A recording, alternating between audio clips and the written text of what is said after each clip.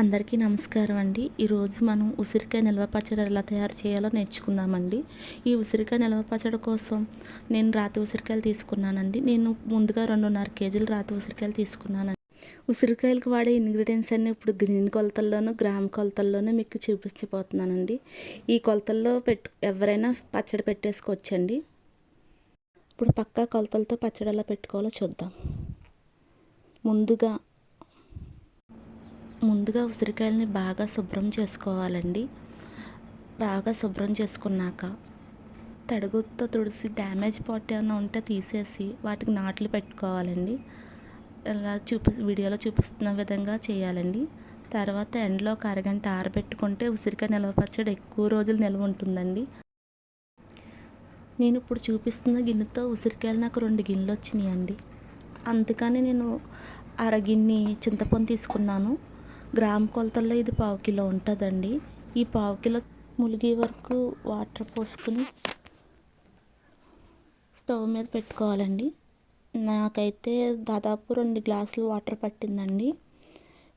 2 గ్లాసులు వాటర్ పోసుకుని stove on చేసుకుని ఒక ఉడికొచ్చే వరకు ఉడకబెట్టుకోవాలండి. పోసాను, ఒక ఉడికొచ్చే వరకు ఉడకబెట్టుకోవాలండి. ఈ వేరే బాండీలో 1.5 లీటర్ నూనె తీసుకోవాలండి. ఇప్పుడు నూనెలో ఉసిరికాయలు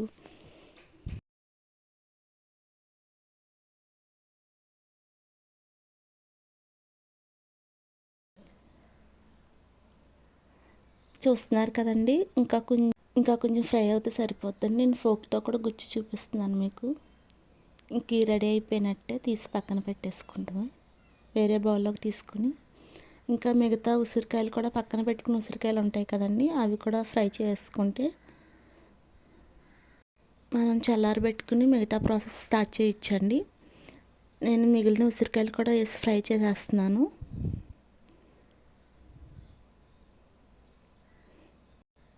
ఉసిరికాయలు రెడీ చేసుకున్నానండి.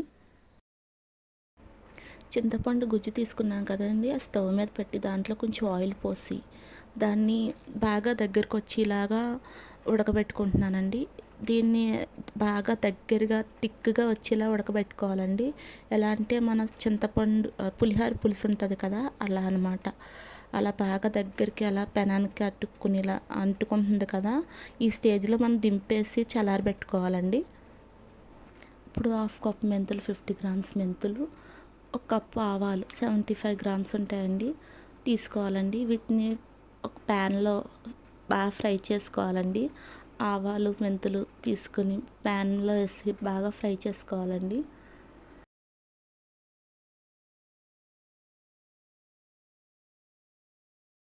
మెంతులు మాడితే చేదొచ్చేస్తుందండి, వేగకపోతే కొంచెం జిగురులాగా ఉంటుంది పచ్చడి. సో బాగా వేపుకోవాలి. ఆవాలు చిత్తపట్లాడి మెంతులు కొంచెం కలర్ వచ్చే వరకు వేపుకోవాలి. వేగి చల్లారినాక మిక్సీ కొట్టి పొడి చేసుకుని పక్కన పెట్టుకోవాలండి. ఇప్పుడు మనం ఏ గిన్నెతో అయితే ఉసిరికాయలు తీసుకున్నామో ఆ గిన్నెతో అరకప్పు కారం, అంటే 400 గ్రాముల కారం తీసుకోవాలండి. అలాగే 1/2 కప్పు ఉప్పు, అంటే 400 గ్రాముల ఉప్పు తీసుకోవాలండి. అలాగే మనం ముందుగా పొడి చేసుకున్న మెంతులు ఆవాల పౌడర్ కూడా ఇందులో వేసుకోవాలండి. ఇప్పుడు ఒక 100 గ్రాములు వెల్లుల్లిపాయలు రెబ్బలు పొట్టు తీసిన రెబ్బలన్నీ తీసి వేసుకుని బాగా మిక్స్ చేసుకోవాలండి. ఒకసారి బాగా అంతా ఉప్పు కారం అన్నీ బాగా కలిసేలాగా మిక్స్ చేసుకున్నాక మనం ముందుగా ఉడకబెట్టుకుని చింతపండు గుజ్జు వేసి అది కూడా బాగా మిక్స్ చేసుకోవాలండి. చింతపండు గుజ్జు త్వరగా కలవదండి, సో జాగ్రత్తగా బాగా మిక్స్ చేసుకోవాలండి.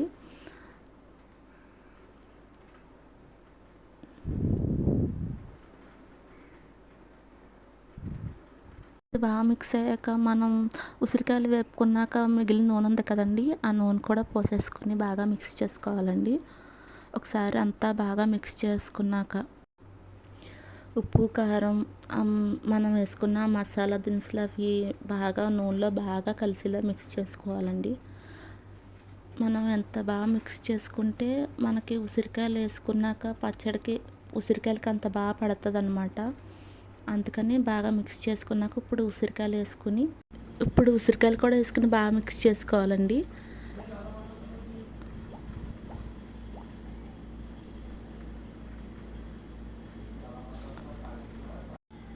పచ్చడి రెడీ అయిపోయిందండి. 3 రోజుల తర్వాత మనకి ఆయిల్, ఉప్పు అన్నీ సరి చూసుకుని జాడీల్లో కానీ ఏదన్నా ప్లాస్టిక్ కంటైనర్లో కానీ స్టోర్ చేసుకుంటే మనకి ఎక్కువ రోజులు నిల్వ ఉంటుందండి.